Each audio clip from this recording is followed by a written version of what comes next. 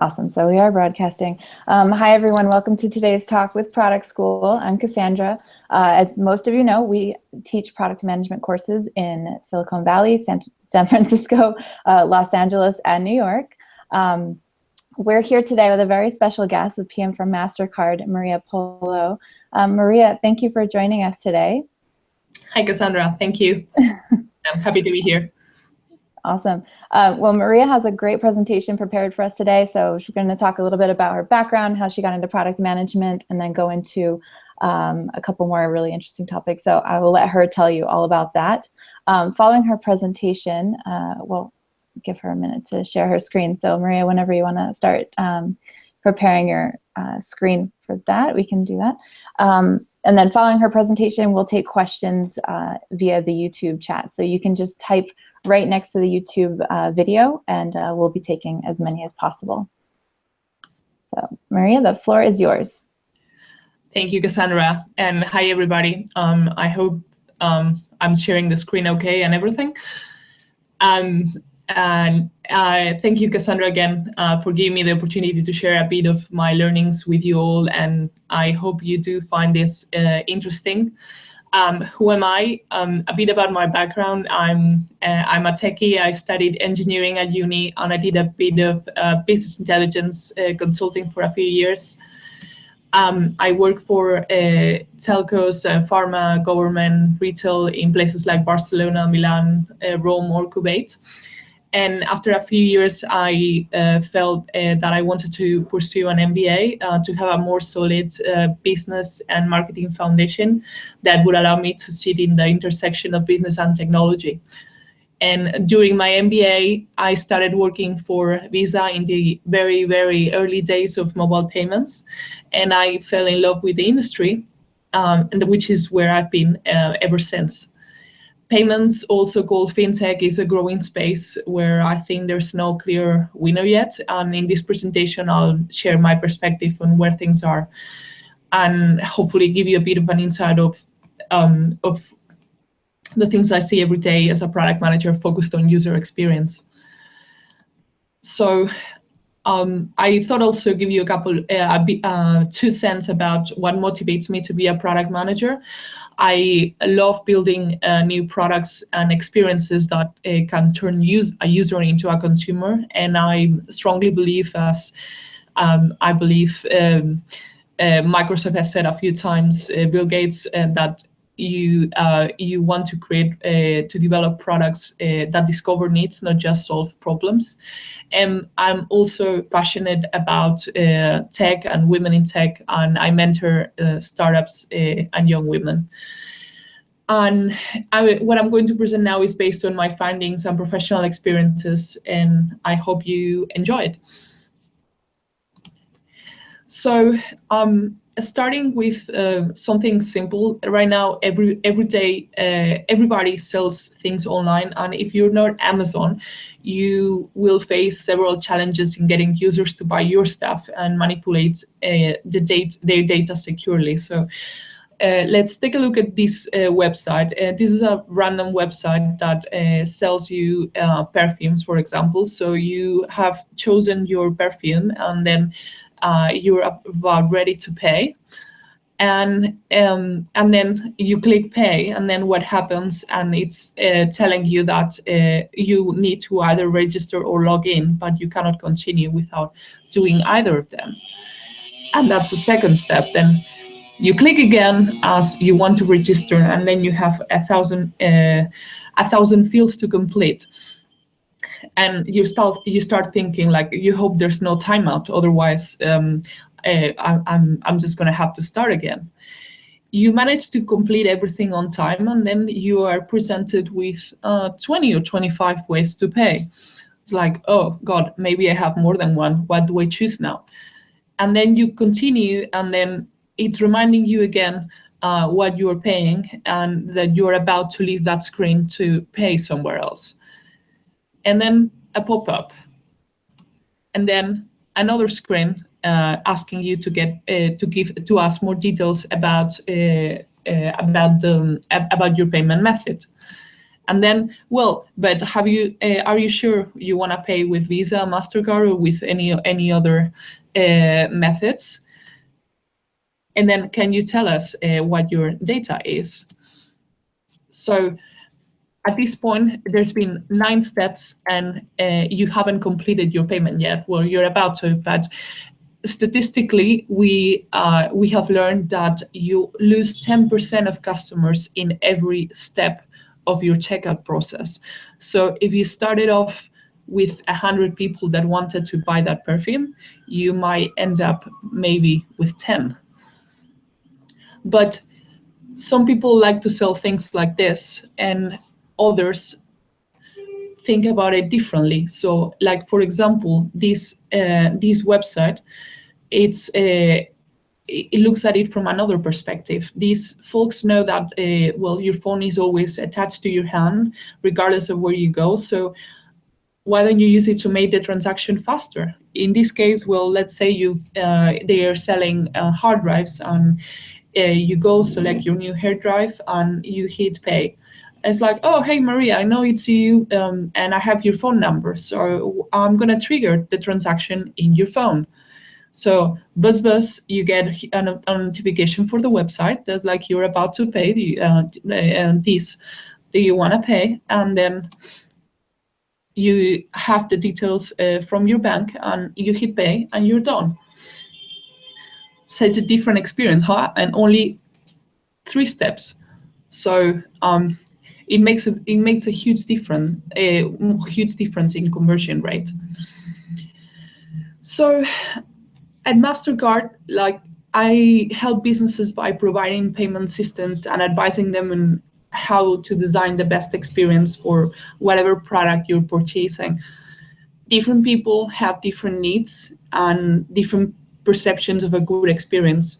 Do you expect the same when buying coffee or when you're buying a couple of flights to New Zealand? It is critical to understand the user needs and evaluate what options, and when I'm saying that it's more than one, bring the best conversion rates and actually transform your users into consumers. I think it's also very important to closely monitor your entire sales funnel from onboarding to checkout, to engage your consumer to return, and really know what happens and when do your consumers leave. So if we think about it from the perspective of the different players, if you might be thinking like, why are we building a product if we have Apple Pay, or why are there so many players? And if I'm a merchant, who do I choose? Well, these are the challenges that we're facing in the market. From the consumer perspective, you hear that they want just one tool that we to pay everywhere, or that they don't want to type details, but they don't know if they can trust you. Obviously, they don't want to pay. From business perspective, like, they want just the payment to be transparent, and obviously they don't want to pay either. Or they heard about PSD2. I'll go to that in a second. And from perspective, in this case, I think they still know, and they're still trying to find out, or playing catch up and starting to realize what FOMO means, the fear of missing out. So why am I saying this? Because I believe that the checkout process is key when you're trying you're trying to convert consumers online and in mobile, and it's the most important piece in any e-commerce website. As we still know that most of the purchases are still made from desktop. The normal cycle at the moment is you think about what you want to buy, you research online, you research on your phone, but then once you have picked up your product, then you go to your laptop and buy. Yes, mobile is still used for research, but the trend is slowly switching. So how do we go for streamlining this process? So I want to give you a few tips that I believe make a great checkout experience. The first one is speed. Is this form that you're building easy or hard to proceed? You will see many times that they're telling you that you have 15 minutes, but you have to think first and foremost about make the payment as fast as possible. Second, you shouldn't be forcing registration on your consumers. Why do obviously you want to get your details, but they just want to pay. So how about just asking the details and offer them a reward at the end if they choose to share them with you. Third, it would be security reassurance. Like, can I see an HTTPS or the URL of the site? In this way, I will know that it's secure. Next, the form needs to be easy to fill. You want to deliver your message, you want to ask the information in bite size in a way that it's easily digestible. Like, why would I need to fill 20 fields to just buy a pair of socks? Even if you need them, don't present all the information at once. Persistent basket summary. Oh, I fell in love with this lipstick that I want to buy, or asking my partner to buy. Let's be reminded of what you're buying all the time. And also to know, have I added any information that has altered the price? Or maybe they have additional shipping costs for my location. Or have they run out of this item before I finish paying? Also, it's important to show progress indicators, because you might you have to know all the time how far are you from your purchase. And finally, no distractions. Like, you are about to pay, but then get distracted by a banner for something else, and then you will abandon the process. So, just a bit more about the space in particular. Venture capital, private equity, corporates, and many other players have poured lots of money into fintech. More than 50 billion have been invested in about 2,500 companies since 2010, and the companies are redefining the way we store, save, borrow, invest, move money, spend money, or protect money. Fintech is still the poster child that continues to grab headlines, and there are signals that the market is moving to a next level of maturity. But, well, Apple Pay, Samsung Pay, Android Pay, many pays, P2P, crowdfunding. But if you want to be successful in the e-commerce or m-commerce space from a user experience perspective, you need to displace two factors.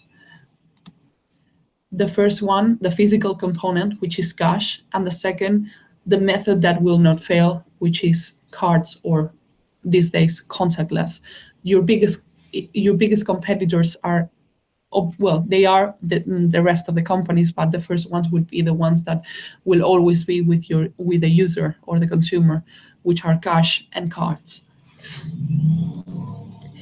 So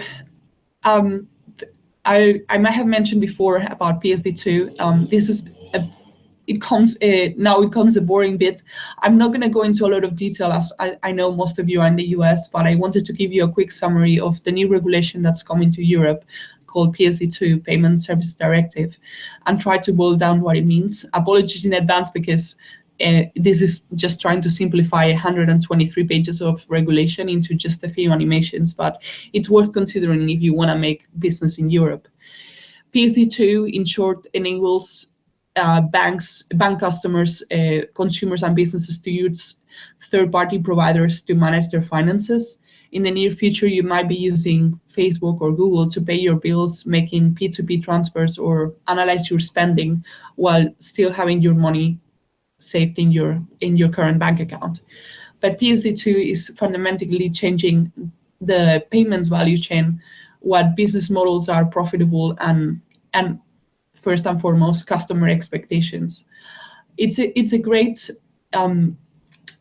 opportunity for new businesses, and it also represents breaking down the bank monopoly on the user's data.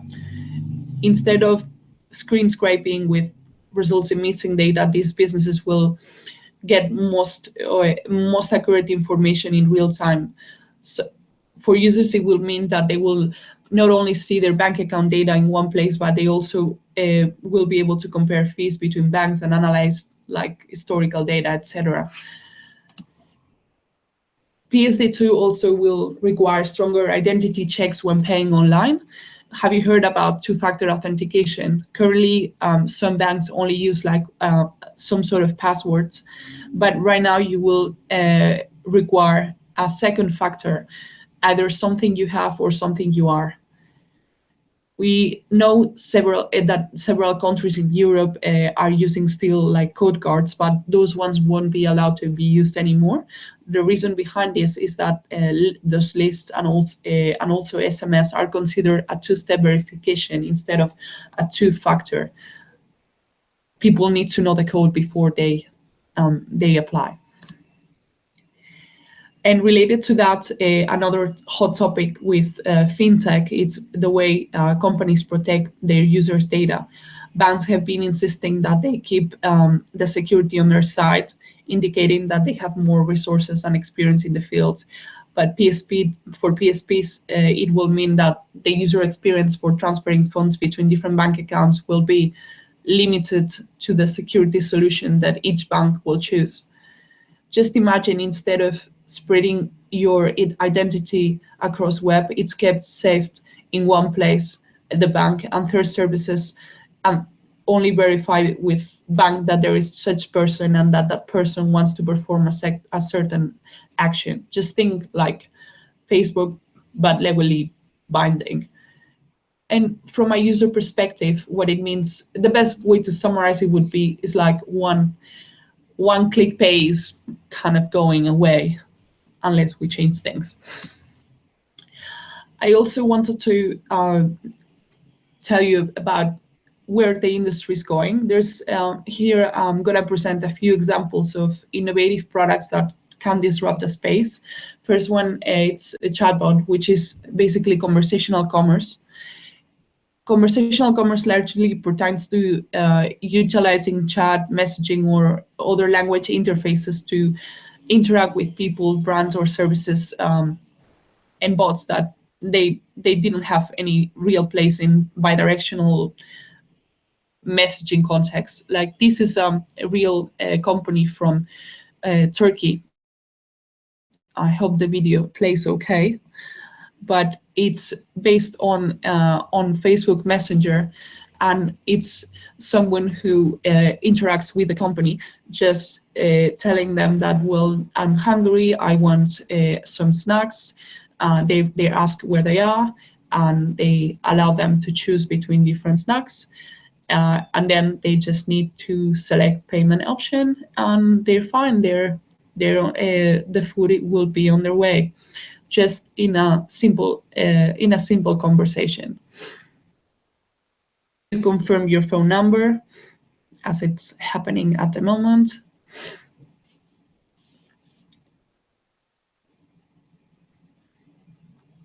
And it's you receive a code, and it's ordered.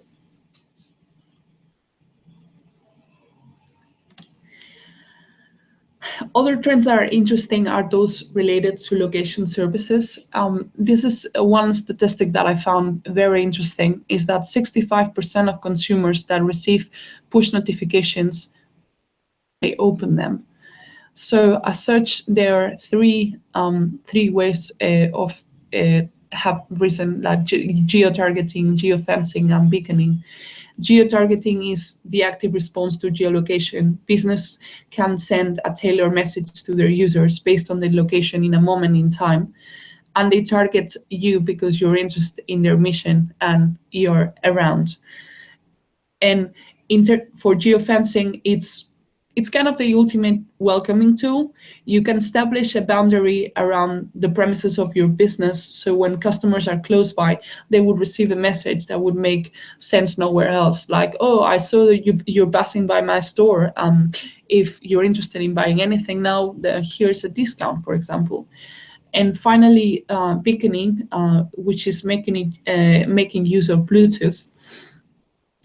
And Beacon send out messages via Bluetooth connections to app users that are in a specific range. It's perfect for in-store and micro locations. And using Bluetooth, your messages will be extremely time and place appropriate. And what are the benefits of that? Well, you will have the engagement of shoppers. You can have localization deals, real-time updates, get to know your customer preferences better, and will drive traffic to your site. And finally, last trend, which is something that I'm proud of, as we've been working it for a while, is the idea of just bringing payments everywhere. If we are competing, I'm gonna place it without sound, but if we're competing to displace cash or cards, we need to make the consumer life easier. And there's lots of room to do that with wearables. In this case, this lady just like going for a run can pay with their Fitbit or their something like this, or they go to the subway and then they can pay the subway with the ring. And the possibilities are endless. Or they're in a store and they're about to pay in the store and they pay with just the car keys. These are all types of experiences that we've been prototyping in MasterCard as other ways to make payments easier and simpler. And I think that's it. That's everything from me. So if you have any questions now, I'm happy to bring it back to Cassandra. Awesome. Thank you so much, Maria, for that presentation. Lots of really interesting information there and new trends. So guys, we have time for a few questions. So if you just type in your question in the chat box next to the YouTube video, and we will take them from there. I'm going to check now and see. This one comes from Monica. So how do you balance convenience and security? And I would say this in terms of UX. So that's a very good question, and that's our biggest challenge. I would say that's one of the things that gets me to work every day. Like you have to work on making the experience simple, but you find sometimes that that if you boil it down too much, they're not gonna trust you. It's very important depending on who you work for. If you're a company like MasterCard, the security factor gets different weight as if you are a fintech that needs to be disruptive in the space. So I would say we need to take into account like all the regulation and balance that with the idea of offering the best experience that we can, given PSD2 and everything that's coming. Right. Great. And we have a couple more questions here. So Paul wants to know, do you utilize personas? Personas? No, I don't. I don't know about it, but I will. But I'll definitely find out more. Okay, great. Then we'll get back to that then. Another one is from Wendy. So when using any of the new trends, how do you make the experience feel helpful and not intrusive for users? Sorry, it broke down a bit. Can you repeat again? Sure. When using any of the new trends, how do you make the experience feel helpful and not intrusive for users? It's kind of it actually depends. Like this first example that I show you, the chatbot, that's something that's happening in Turkey. It's very interesting to work in payments in Europe, as you see that mindset is very different from one place to another. So it's very important to make sure that you're nailing down the customer research before developing your product, as there are different country considerations and also different interest depending on the country, and like for example, there's a lot of disruption happening in Turkey, and other countries might have a different perception of what they're willing to try with payments, or what they feel it's secure versus convenient. Right, absolutely. Here, I'm going to search for another question. So this is from Devin, and please excuse a bit of noise in the background. What is a better approach for idea validation of the wearables? So really interesting question.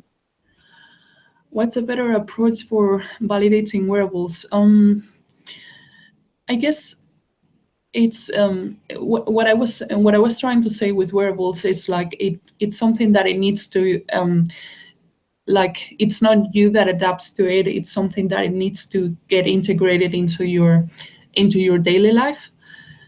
For example, I think well, you saw the ring experience in the video, and I'm someone that doesn't wear any rings. For me, that would be adding hassle. But if I'm someone who drives to work every day, I know that I will always be carrying my car keys with me. So it's just balancing. Let's not just create like the fancy new stuff, but just something that it can easily integrate into your life. Again, we're in early stages of it, but it can have a lot of potential. Awesome, definitely. And the wearables, they are actually really cool. So, here's another question from Olu. How effective do you think focus groups or beta experience recommendations affect your UX design decisions?